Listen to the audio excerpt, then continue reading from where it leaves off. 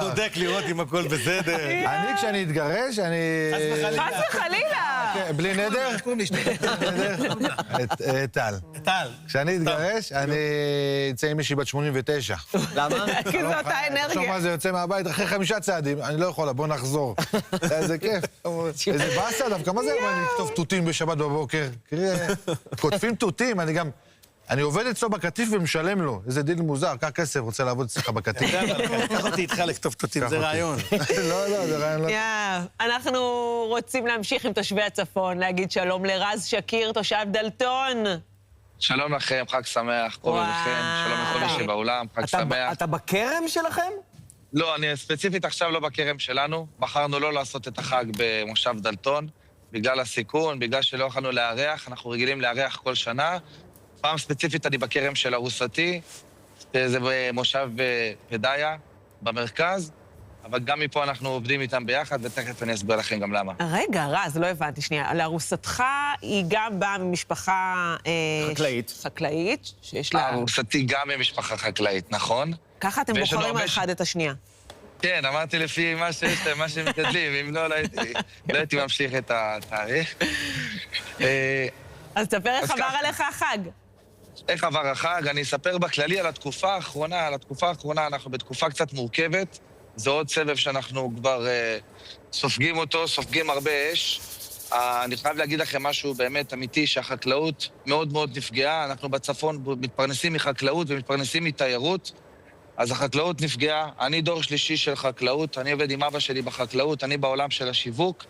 אני ספציפית נפגעתי גם, אני גם במושב דלתון, עשינו שוק חקלאים יחסית גדול, שמגיעים לשם, באים וקונים אצלנו, וגם אני משווק את התוצרת גם שלנו, וגם את התוצרת של ארוסתי, המשפחה שלה, ועוד החבר'ה מהצפון, כל מיני חקלאים בצפון, משווק אותם למסעדות, למטבחים.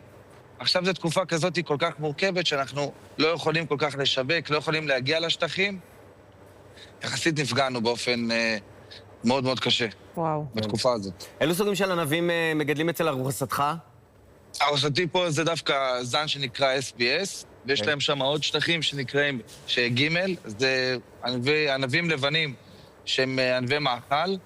משפחה שלי מגדלת ענבי יין, אנחנו משווקים ליקבים בעיקר, אנחנו מגדלים כל הפירות הנשירים, שזה אפרסקים, נקטרינות, מישמיש. וואו. עוד 3 שבועות אנחנו מתחילים את הדובדבן, אנחנו מגדלים את הדבר הזה, ובמשפחה של ארוסתי ירקות, בעיקר. ירקות הייתי רוצה להגיע אליכם לאיזה ערב חג משותף, נראה לי, מכל טוב. כן, זה מכל טוב של פירות וירקות. נראה לי שבועות אצלהם בעיקר, לא? שבועות.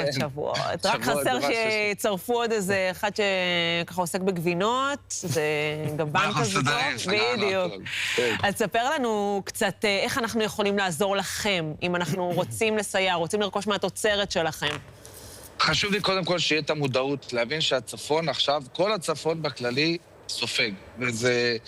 וחשוב שידעו את המודעות הזאת. אנחנו רוצים באמת שאנחנו נכנסנו למערכה הזאת, הלוואי ונסיים אותה, וזו תהיה המערכה האחרונה, ולא נספוג את זה בעוד שנה, בעוד שנתיים, בעוד חצי שנה לעוד סבב, שאנחנו נפגעים באופן תמידי.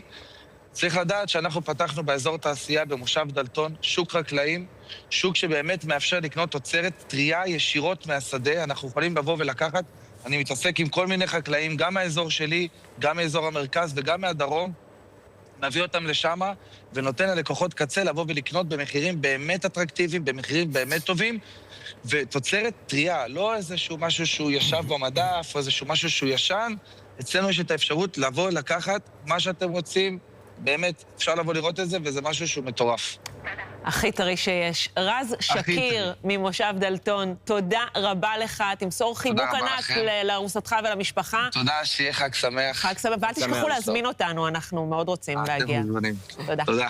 אנחנו ממש עוד רגע עם הנשיקה שהייתה אתמול באח הגדול, תכף טילטי יספר לנו מי בדיוק התנשק עם מי, אבל עוד לפני, תומר, אני רוצה לשאול אותך, אתה יודע, אני שומע את החברים האלו ממושב דלתון, שבוחרים את ליל הסדר לבלות במושב פתיה, להתרחק קצת מהטילים. אתם המילואימניקים נמצאים שם בחוד החנית. אנחנו שומעים על השיגורים שעוברים לשטח ישראל, אבל הרבה מאוד מהשיגורים בעצם מכוונים לכוחות צה"ל. איך המרגש שם בכלל בשטח בימים האלה? דלתון זה צמוד לבסיס מאוד מאוד גדול, שיושב בצפון, שנפגע מאז ה-7 לאוקטובר שוב, ומשקמים אותו וחוזר, והרבה כוחות גם נמצאים שם בשטח עכשיו.